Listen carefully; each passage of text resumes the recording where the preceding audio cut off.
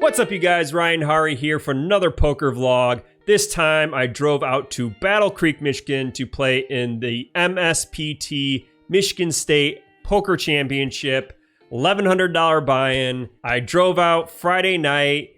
I bought in early to play in day 1C, which was on Saturday. I played that all day yesterday. Today is Sunday. They're playing day 2 right now. Unfortunately, I did not make day 2, but I thought I had a lot of hands to go over. So the story is basically the breaks are really short and it was freezing cold outside and getting dark. So I really didn't have any place to do my vlogs. So that's why I just drove home and got to do them here instead. And the cool thing about doing it here at home is I can use pokercoaching.com's easy hand replayer. So we get to I get to show you guys that instead this time as well, instead of my typical graphics. So yeah, let's get going. So first off, the buy-in was 1,100, as you can see here. Prize pool 2.3 million, 2,500 players almost, and 344,000 for the first place prize. So very exciting event, pretty insane. So many alternates. That's why you need to get there early, because there can be 300, 400 alternates. So if you buy in or get knocked out and rebuy, the time you get to play, you're gonna only have like 10 to 20 big blinds. So that's why I got there early to buy in. So overall, I think I played pretty damn well, and I was pretty proud of a lot of my plays that I don't usually make, and that's why I wanted to talk about a couple hands. I did make a couple mistakes. Obviously, you can't play perfect poker. There was one hand I'll talk about soon that I definitely played way too loose, and I got punished big time for it. So let's get started here. One of my first main hands was pocket nines. This was early on, 25K starting stack. I raised it up with pocket nines. The big blind was an older gentleman. I run into him in a couple other hands coming up. He was probably late 60s, 70s, and he played aggressive, but when he raised, he didn't make like typical standard size raises. I think he tried bluffing a couple times. He played a little weird, which you'll see coming up. But yeah, he 3-bets me here to 1,100, and I call. I flop a set here, which is golden. He bets 500 into a $2,500 pot, really small bet. I could raise here, but you know, I don't want to fold out any bluffs that he may have. The board's super dry. I have nothing really to worry about or protect my hand. So, but on the turn here, he bets really small. He bets 500, and again, this time into a $3,500 pot. And now, because we're so deep, I'm like, okay, it's time to really start stepping into gear here and to build this pot up, since I have such a solid hand. So I raise it up here on the turn to, I made it 4x to 2K, and he re-raises. He makes it 5,500, and this kind of worries me a little bit, because a hand that he could 3-bet with obviously is jacks, and then he could just spike a jack. So obviously I'm a little worried about jacks here. But thankfully, I just call here, but thankfully the river is a king and he checks it. So now I'm not too worried about a set of jacks, and now I'm just trying to think of how much I should bet to get as much value as I can. Pot's 14K, I have 18K. Do I want to jam here and just go for max value? We'll see. I kind of feel like, since he checked back river, I kind of feel like if he was bluffing, he just gave up. I don't really know what hands he really has for value. Maybe tens or ace jack or something like that, maybe. And maybe that king's a scare card. So I probably should have bet smaller here, and maybe get some crazy check raise out of him again. But I decided to just open rip it, which might have been a mistake, but he ended up folding. But either way, it was still a pretty good size pot. So yeah, so I have 31K. This is the next hand, 9-10 suited, under the gun limps. Again, this is still really early on, and the player field overall was a very wide range of players. You have people ranging from Joe Cata, who are champions, all the way down to people that I swear have probably never played poker in their lives. So you're going to get a wide range of people, but usually for the first couple hours, as most tournaments, you're going to get a lot of limpers, and this was one of those cases. So he limped. Don't really care. I have 9-10 suited. I'm not just going to... I could over limp here, but I decided to make it 6x. But we still get a couple callers from our old man friend. So we kind of get punished for raising, but whatever. Flop is, I flop a flush draw, ace, deuce, jack, 2 hearts. Even though I have range advantage, I could easily have a ace here. I decided to just check because it's so many people in the pot. Our buddy here bets 800 into a $3,700 pot. Again, he's betting on the small side. And everyone, I think, folds around and I call. Don't think I need to raise here. 4 spades, I check, and he bets 1,200. And the pot's 5,300. So I'm getting pretty much 5-1 on my money, more or less. So I still think I have enough odds there to call. So we call and we bink our heart. I decide to check here. I probably should lead and try to get value from an ace. I just was feeling that if he does have an ace here, he's going to bet again. Unfortunately, he didn't. So that's probably 2 hands back to back that I probably lost out on some value from this guy, but still works. And he rolled over pocket kings. So we beat pocket kings, and obviously, if I bet there, he's definitely going to call. Try to get him to bet again, but unfortunately he didn't. And on to our next hand here. I have ace-king offsuit from the big blind. Early position raises, and the button decides to 3-bet. Obviously, we don't want to just cold flat here because we're going to be out of position against 2 players. We want to raise it up. So I go for a cold 4-bet. I probably could have made it a little bit bigger. I just made it 4K. Early position, the original raiser folds and the button calls. Flop is deuce 3-5. Obviously, this isn't going to hit my range at all. A cold 4-better is not going to hit this board at all, but we have a gut shot straight draw. I think I can still bet here. So we bet small. We bet about quarter pot, 2,200 and 8,800, and the button calls. And now the 10 of clubs on the turn. And at this point, I feel like pot controlling a little bit and slowing down. I guess if I do have jacks and queens and kings, all those type of 4-betting hands, I'm going to continue betting and building the pot up. So I'm kind of slowing down and giving up just a little bit. I decided to check, and the button checks as well. And now that the button checks back, I'm thinking he might have something similar to me, because if he does have 10s or jacks or not, I feel like he's going to bet a lot of hands for protection too. When the jack peels off here, I kind of feel like he does have more of like an ace queen type of hand, or maybe some medium pocket pairs because he had position pre-flop against my 4-bet. I decided to go for a block bet here, which I don't do that often. I don't utilize that often, but I go 1,500 into a big pot of 13,000. It's not really a bluff necessarily. I mean, it's a slight trying to get value from like an ace queen type of hand, which is pretty thin value. But mainly I just block because I don't want to call a big ass bet, or, you know, like I said, maybe get thin value from my hand.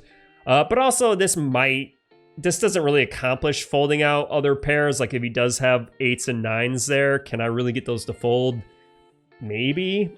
Unlikely. I think I need to bet a little bit bigger if I'm trying to target like 8s and 9s to fold out. So maybe I should have bet a little bit bigger. Because he 3-bet pre-flop, I don't really put him on 8s and 9s either. So I'm kind of thinking I might be up against a set of 10s or a set of jacks, ace queen, ace king type hands. I feel like it's pretty targeted to those type of hands. And go figure, he calls and he has ace king. So we chop it up. But I thought that was a really unique hand that I don't play that way that often. I didn't really want to turn my ace king into a bluff necessarily. I think I do have tons of showdown value as well. So I thought I played it okay. We ended up chopping, but it worked out for us either way. Now the next big hand, and this was my major mistake that I made throughout the day. I have a reason for my call here, but it wasn't good enough for a reason. But basically our buddy old man limper here limps under the gun. The guy to his left under the gun +1. He was a young guy. He was a little bit younger than me, and he was very active. I played with them, both of them, for a couple hours. This might have been 2-3 hours in maybe. He was pretty active overall. He was loose, 3-betting, 4-betting, you know, just a really aggressive opponent. Obviously, somebody like that, I'm going to give them less credit for having a hand, and so that means I'm going to call a little bit wider. But unfortunately, Queen 9 suited on the button here is just, I think, just too wide. Even against 2 loose opponents, it's probably just way too wide. So I get punished for it. We flop well, a pair and a flush draw, but old man limp here checks. Our young gun here bets 700. I call, and then our limper buddy, who has raised weird before in the last couple hands, He raises here again, a really small raise yet again, accomplishes nothing. So it goes call, call. And then we bink a 9. And now our Lipper guy goes bets 2,500 into 9,000, another small bet.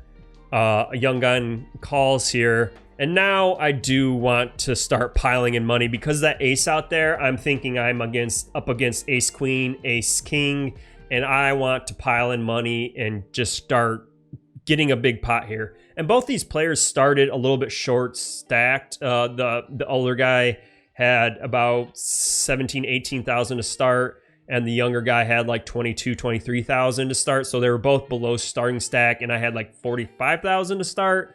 So I wanted to put pressure on these guys, build a big pot, get it in. So I make it 8K, old man folds, and the young guy jams 20K. And now when he jams, I'm like, I'm pretty effed here. I can't fold here. It costs me like 10 to win 40.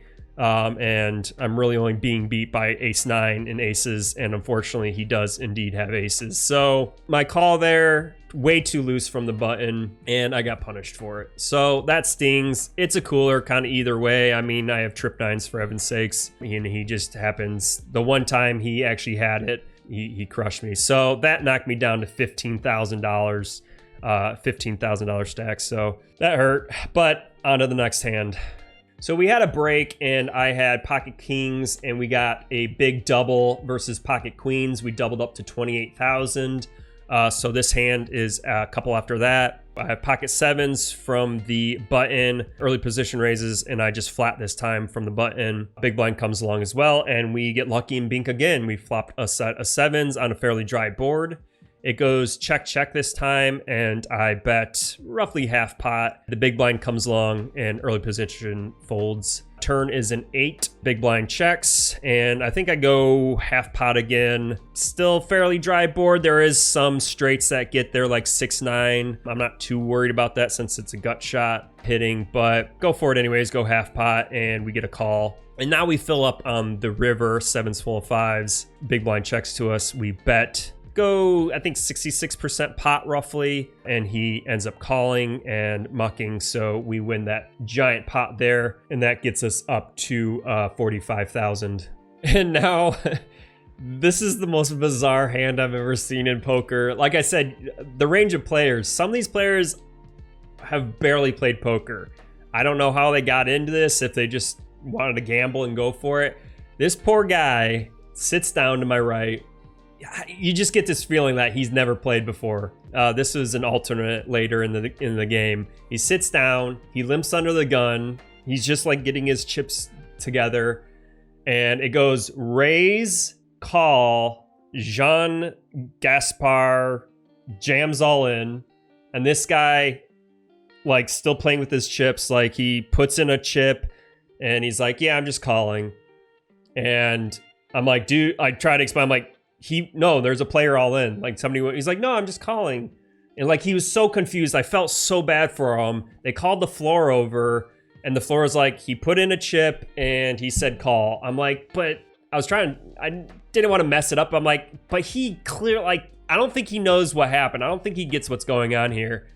Anyways, the guy rolls over Jack 5 offsuit, and Jean Gaspard here has ace king and knocks the player out. So it was the most bizarre hand I had. This guy clearly has never played poker in his life, limping with Jack 5 offsuit and then accidentally calling it all in with Jack 5 and getting knocked out is pretty sick. But I just wanted to show this hand.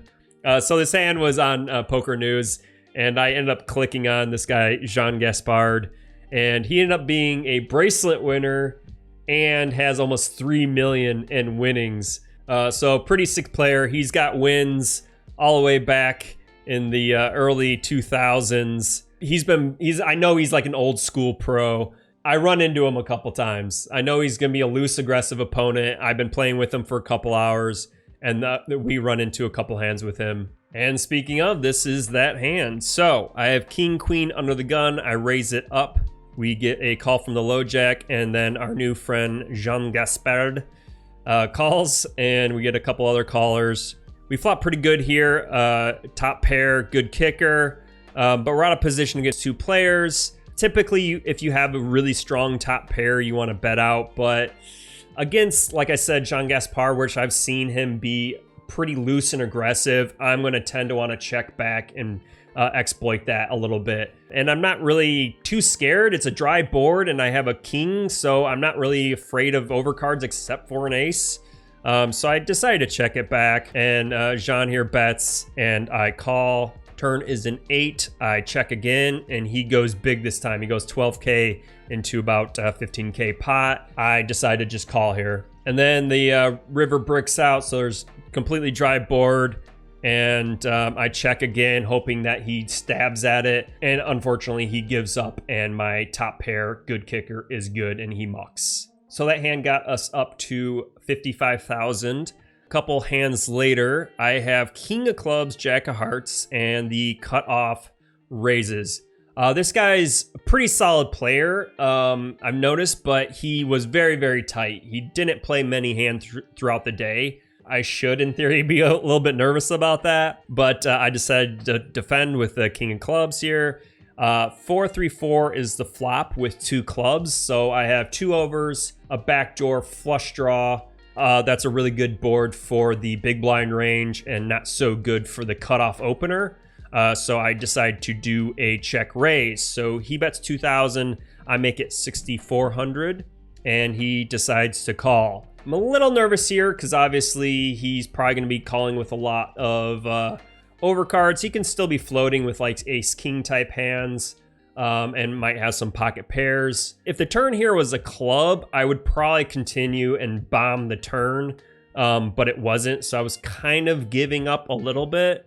But it goes check, check. And now that he checks it back, I don't think he has a pair anymore because I feel like he's got to protect if he does have some medium pair and he does want to get value. So now that he checks it back, maybe he is just have like ace of clubs, queen of clubs, and he is flush drawing or something. And the pot's 18,000 here and he's got about 16,000 back. The river's an 8.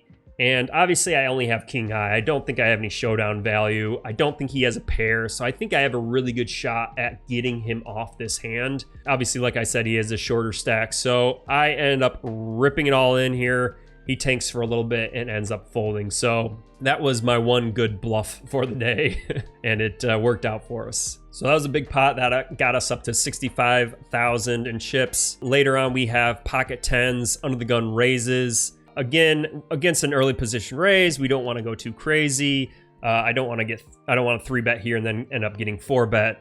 So we have position, so we just call. I probably should raise this sometimes because we don't want the cutoff of the button to call, but I think you can mix 3-betting or calling. So I call, but the button does call, and so does the big blind. Flop is 7-4 deuce. This time the big blind leads, which I think I played with this guy before. I thought he was a pretty solid player. I didn't play with him too much this tournament. So he's leading here because obviously this is supposed to be more of a big blind type of range type of board. You know, I don't know how many 2 pairs he's going to have. He's not really going to have 4 deuce.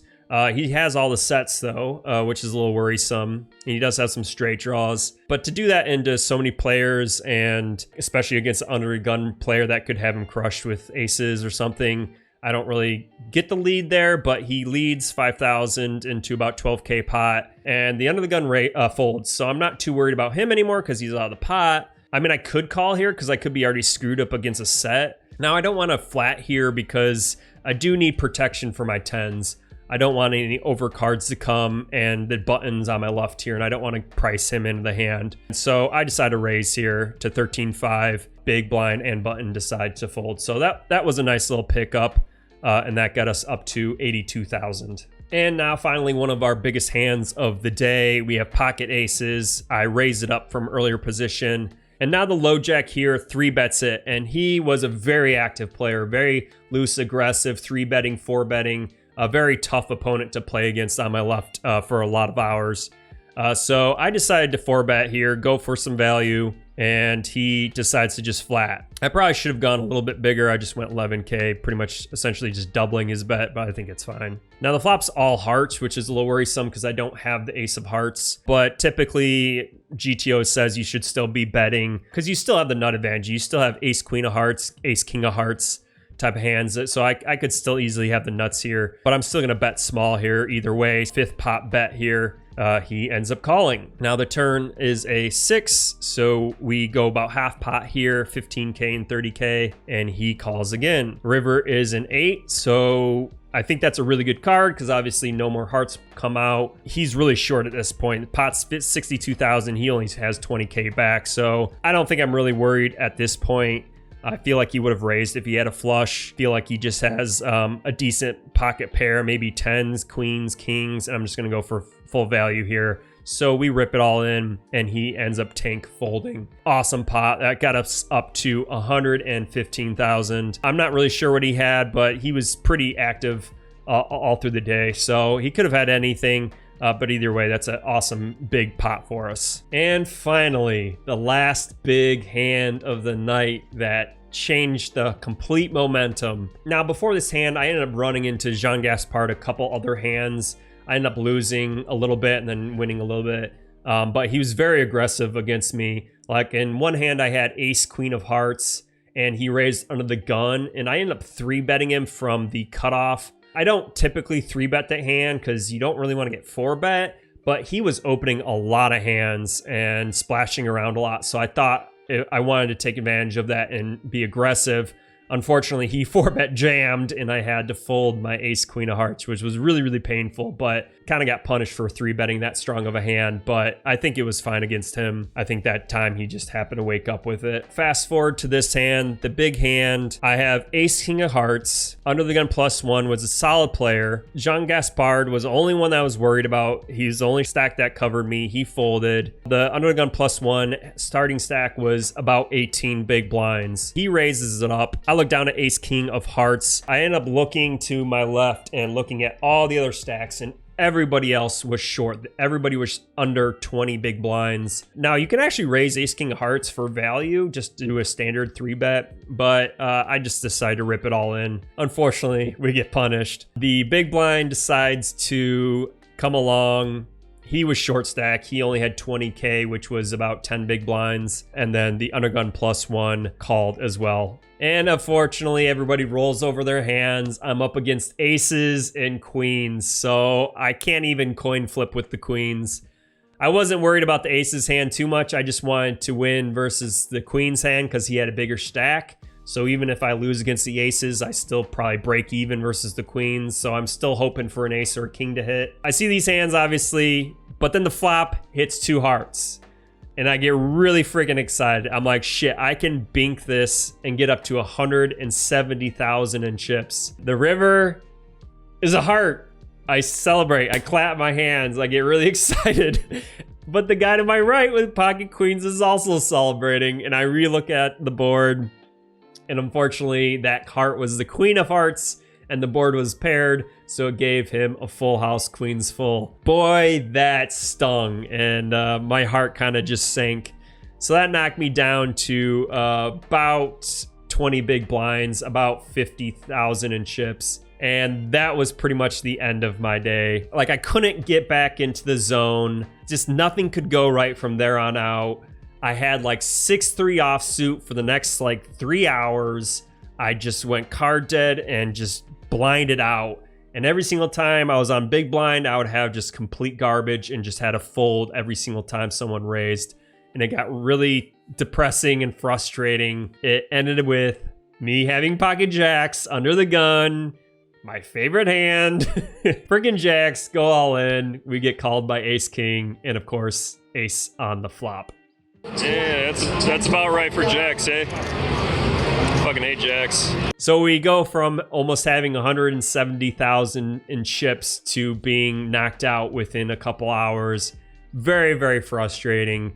We ended up playing for 10 hours and we were only maybe an hour and a half, 2 hours from day 2. But overall, I thought I played really good. I made a couple mistakes, of course. I think I missed a couple all-ins at the end there as well. You know what? I had a great time. I didn't make day 2 this time for MSPT, but it is what it is. So that's the end of this vlog. Like, comment, subscribe as always. I do appreciate that. And this was MSPT in October. There's not the next one until May. I don't really have any other tournaments planned for the rest of the year, so we'll see what happens. I'm not sure when my next vlog is, but hit that notification bell anyways, just to keep up with me. You can follow me on Twitter as well if you want to figure out what my next tournament is, or when I'm live streaming next. So yeah, thanks for watching, guys, and I'll talk to you guys later.